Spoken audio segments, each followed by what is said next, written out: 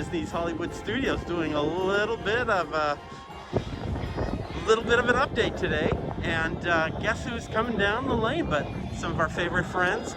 And I love this song from Mickey and Minnie's Runaway Railway.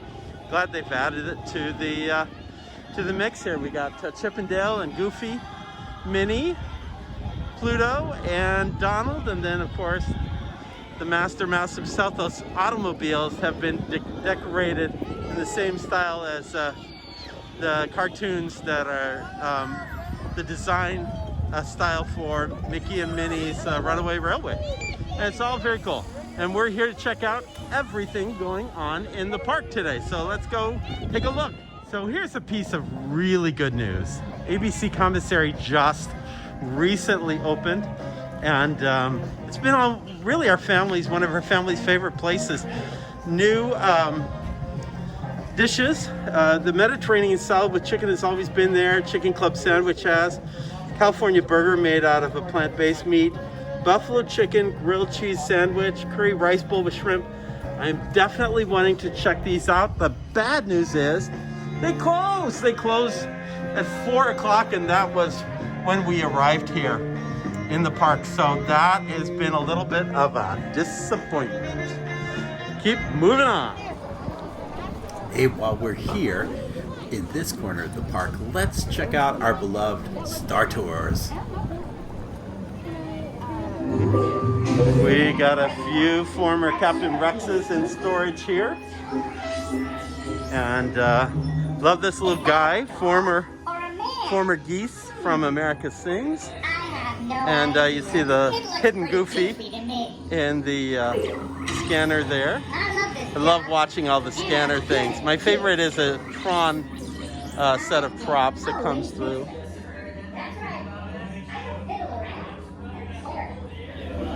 Under the My Magic program, this droid was actually supposed to talk to you by name and call you out during the TSA style screening process. I don't think I ever really saw that play out here, but it was one of the My Magic concepts that was intended for this attraction. All right, the real cool thing about Star Tours is that there are 6 gates, which means a very high occupancy level. They really planned for that. There are 3 on this end and 3 on the other end. There are only 4 at Disneyland. So, very cool. 2. We got glasses. All right, thanks. You can see the dividers that are in play, and then video monitors up ahead. So we're getting ready to board. We'll see you on the other side. And we're out of that attraction, and that was fun. I hadn't seen that particular sequence, which were tied to films 7 and 8, had Poe Dameron in there. It's been a while since I had seen that. They all land in Batuu now. And we head into the gift shop area. And you can see that the choose your lightsaber is kind of cut off so that you can't do that unless you're really intending to do it. So people aren't just picking up pieces and setting it back in. Other people are checking out all the merchandise. It looks like there's a little bit of Christmas merchandise as well. And all is looking good. I love coming through the gift shop because it's one of the few moments you actually hear the familiar sounds that we all associate with Star Wars. And so it's kind of fun to hear those sounds. A little bit of merchandise. Check out here, looking good. And we'll keep heading out.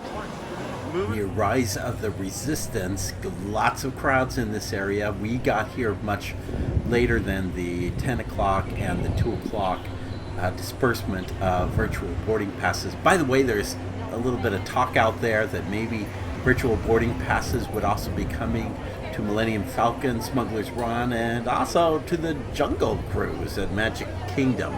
We'll have to see where that goes, but hey, rumors are out there. Usually there is a little bit of a queue waiting to get into Merchant Row here.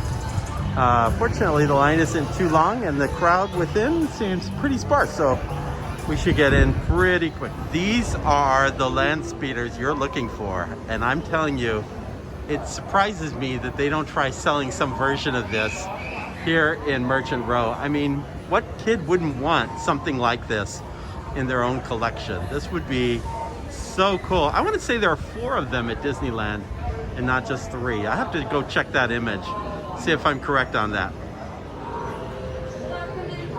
This little guy is always difficult to capture. I always tried to get a better image of him moving around.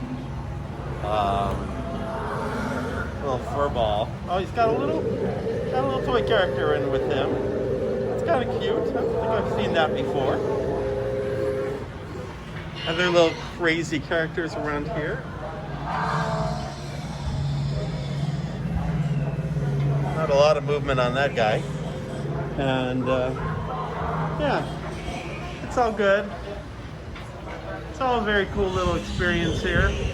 And love checking it out.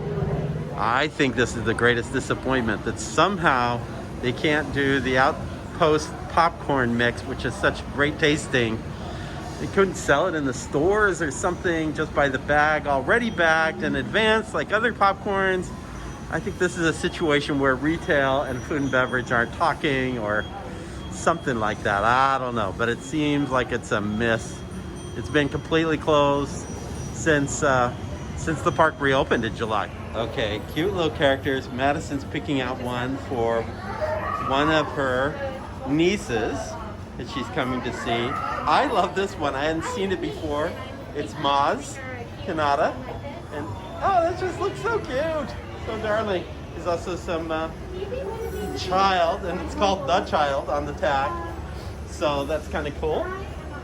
And a few other toys and sundry items around. Many of them were here when the park first opened. So here's Bronto Roasters, and I've said this in previous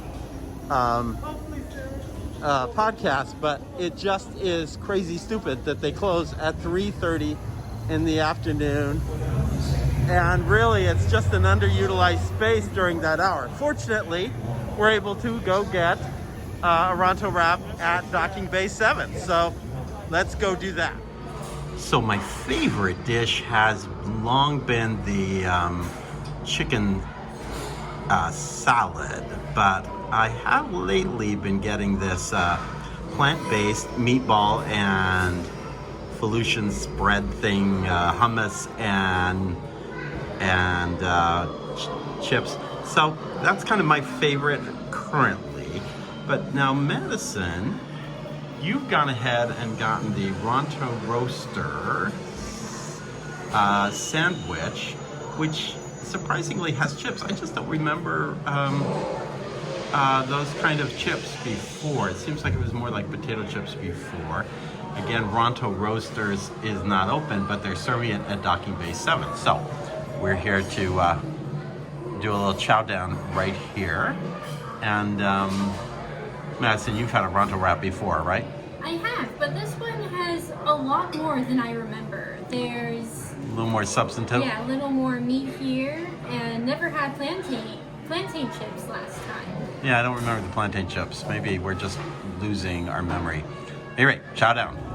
So Madison, we just finished dinner.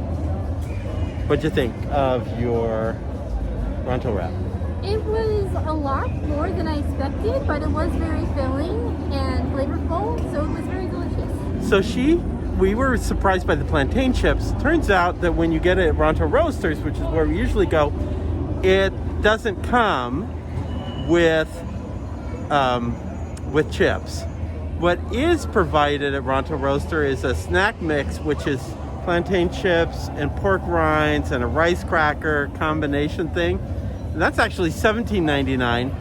The Bronto wrap is $12.99 at Bronto Roasters. Here it was $13.99 with those plantain chips, which, given the addition of chips, that's actually a pretty good bargain for the total. Again, I think $12.99 is a little high for the Bronto wrap. Yeah, a little higher than normal. And my Felucian spread, I think I'm gonna want to do something different next time. I would have done something different this time, except other restaurants were already closed by the time we got here. So it was a little on the disappointing side that there wasn't a better option. Still, we're here at Galaxy's Edge, so let's keep moving on.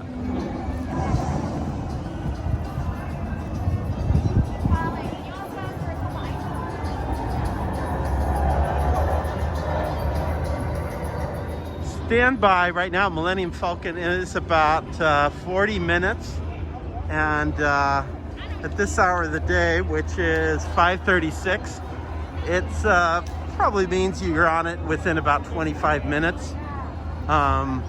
We'll keep walking here past the cantina and then on through the remainder of Galaxy's Edge.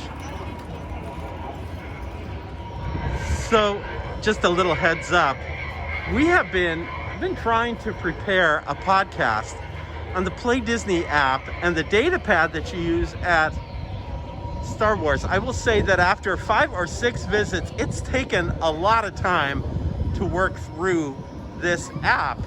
And I'm still kind of in an uncertain place as to its value. You see all these little scanning codes that you scan on. And even this up here is a place where you actually get a data signal and then able to receive a transmission.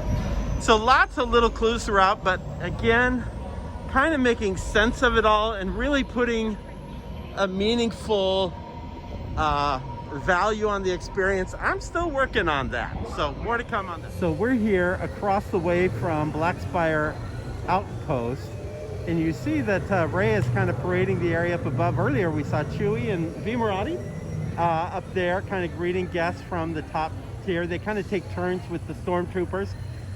Black Spire Outpost is kind of like the gas station at the entrance to town. And that's why you see the vehicles that are kind of like a garage being repaired.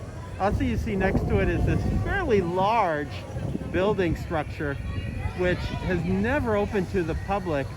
I think it may be serving as an employee break room currently, but I believe it was intended to be an additional retail space at some point when it was completely outfitted. So at any rate, just kind of a nice little touch. Even with all the social distancing, there's a way to make Ray and the other characters a part of the experience here at the Black Spire Outpost. Okay, a little piece of trivia here at the entrance on the Toy Story side to Star Wars Galaxy's Edge. There's a huge crater here. I'm gonna just lift up the camera so you have to take an image of it. Supposedly, Captain Rex crash landed in this location. This was his ship when he crash landed, and then he was taken by Oga and ended up at the cantina. Supposedly. That's what I've heard. Lots of rumors here at Galaxy. Here comes Slinky Dog. Heading through dusk here in Toy Story Land, and night is coming through. It's only less than a half hour before the park closes. So we're heading back to the Chinese Theater. Take a look over here at Toy Story Mania, which has a 20-minute wait right now, probably only 10 at best when you get in it. Love all the theming in Toy Story Land, and I love this look of all the Christmas lights on, and certainly gets me excited for the holiday, which is starting to come. And by the way, looking ahead, you'll see the barbecue building. Not sure what the status of this attraction is. They were making some progress on it. I'll take you up close to some images here with a quote from Walt Disney: "You don't build it for yourself, you know what the people want, you build it for them." So you people, you wanted barbecue, apparently, with Woody, and that's what you're gonna get. And you know what? I think what people really wanted was an indoor place, another indoor restaurant to come and enjoy. I think that people were ready for that. So, hey, howdy ho, Woody, on our way back to Hollywood Boulevard. Oh, let me show you one more thing. I love this little corner over here. If you could see through the building, this is kind of the backside of One Man's Dream. It says the Roy O. Disney Production Center. Back in the days of the tour, you went on a walking tour. There used to be kind of an overhead area that connected the sound stages, which were on the right of me, to the post-production area on the left. And that post-production area would show you how a lot of the sound effects were created and audio production was pulled together at the end of a production. And they actually called that a Roy O. Production Center because it was an actual functional production center that did post-production back in the day. We see a big wall attached to the incredible celebration area. Remember, this used to be Pixar place, and the entrance to Toy Story Mania. This kind of took on a Municipal type theme and had a very cool meet and greet, but has not reopened since the park opened back up in July. So kind of disappointing. Little Soul you see up there, coming soon. Actually says to theaters, but actually I believe it's on Disney Plus on Christmas Day. And Free Guy, that's an interesting preview to look at. I hadn't known what that was all. We're here in what is usually called Animation Courtyard, and beyond is Star Wars Launch Bay, the old animation studio, and really kind of a break area, but good place to check out some of the models that are used in the films and see some of the artwork involved in the Star Wars series. See some Mandalorian posters around, and the Voyage of the Little Mermaid, which has been closed since, well, the park's reopening. So hopefully that won't be forever. Over here on the other side, we have Disney Junior Dance Party, which is actually very much happening. I'm backing up to show the studio arch. You may remember this was altered last year in anticipation of all the changes coming to the studios with Star Wars Galaxy's Edge and Mickey and Minnie's Runaway Railroad. And the original drawings had Mickey and R2-D2 and somebody from Toy Story and somebody else up there on the top, and none of those characters have ever been added since, and it is what it is. It's a little plain, but it's there. By the way, take a look over here. These are the crowds waiting for Mickey and Minnie's Runaway Railway, and we're gonna join that line. Before we get in the queue for Mickey and Minnie's Runaway Railway, we would be remiss if we didn't just take a moment to pause on Sunset Boulevard. Usually this time of year, they're prepping the overhead monitors for the Christmas Sunset Boulevard. Remember all the snow falling down and the projections on the Hollywood Tower Hotel. Doesn't appear that any of that is going to be on it this year. What is very nice is over here at Legends of Hollywood, they have completely finished an update on all of the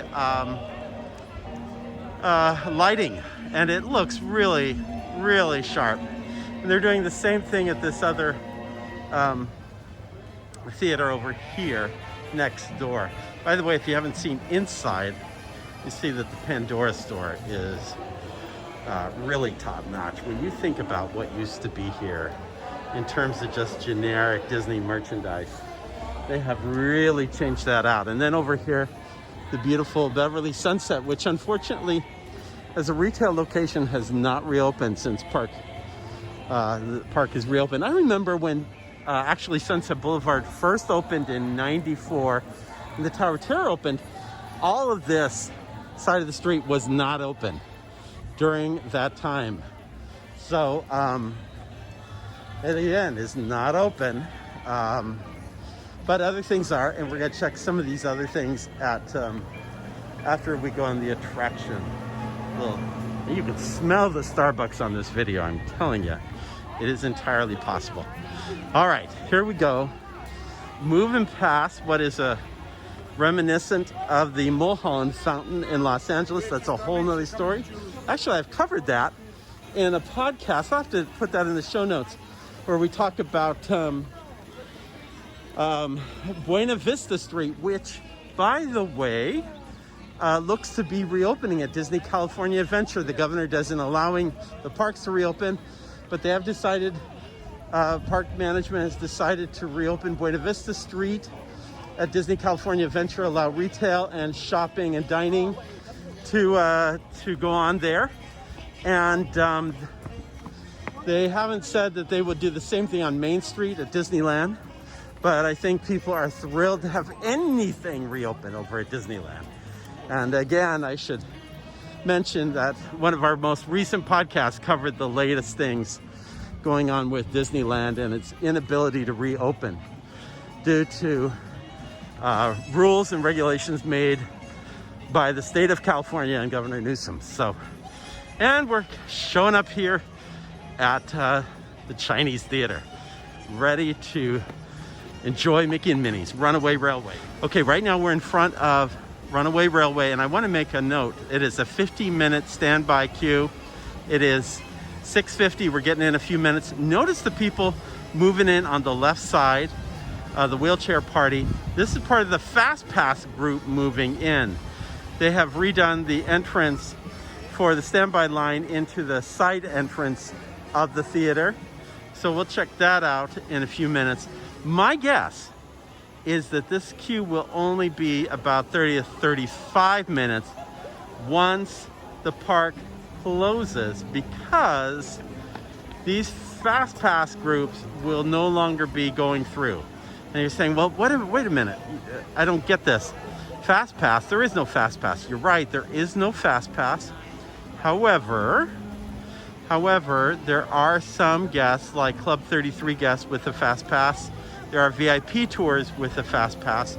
And then there are also ADA or actually special assistance guests that also take advantage of that entrance and can go in via that direction. So once 7 o'clock hits or closing time, then that side of the queue comes to an end. Nobody can come in, and that moves the standby queue, which you see is extensively long, over here, moves it a whole lot faster.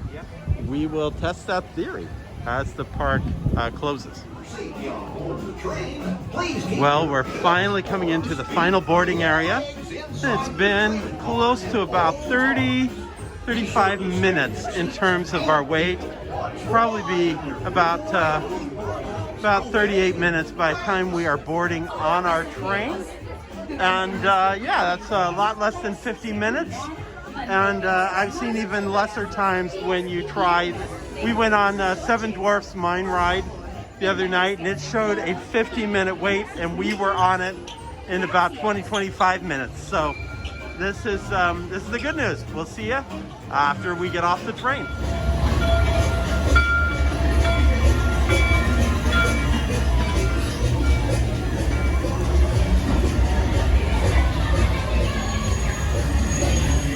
So we just got out of Mickey and Minnie's Runaway Railroad, and it just surprises me how you can always see something new. Did you see anything you hadn't seen before, Madison? Well, there was a pretty obvious hidden Mickey over at the factory scene, where you see a small Mickey red button on one of the machines when you enter.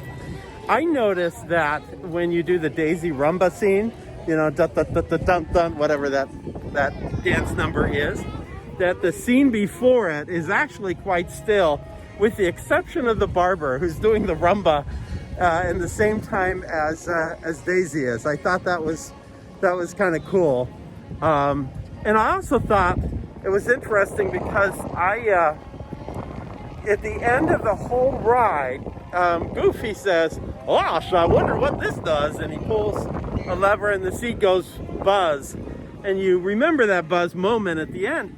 But I realized going through this attraction this time that actually you feel the buzz all the way through. You feel a variety of vibrations all the way through the entire attraction. They really utilize that sensory device as you go through. Well, we are finishing out our day at Disney's Hollywood Studios. It was a very late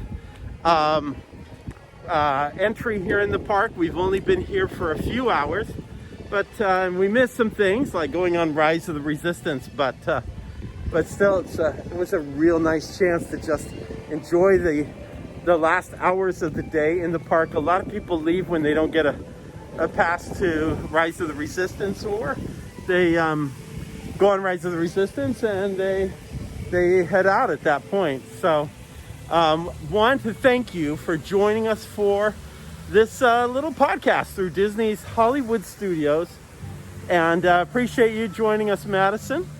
And want to invite those of you who are listening to our podcast. We have had a remarkable number of people just come and listen to our podcast. Thank you for joining us. Thank you for also checking out our notes page, which has lots of photos, it has videos, it has links attached to it, things that we talked about in the podcast. And with this, we actually have video on YouTube page, so be sure to check out the entire video as well. Can I ask a big favor in closing at the end of this podcast? It's really important that in order for us to be able to have other people find out about us, that the technology requires that there be more likes on the iTunes page. So if you could go to iTunes and find us, Disney at Work and Play, and just give us a like, and if possible, maybe a few nice notes. We really appreciate it. If you feel to do so, please do so at this time. That would just help build the listenership to this podcast at this time. And again, thank you for joining us for this Disney at Play podcast. In the words of Sinbad's storybook voyage, always follow the compass of your heart. Have a great evening. We'll see you real soon.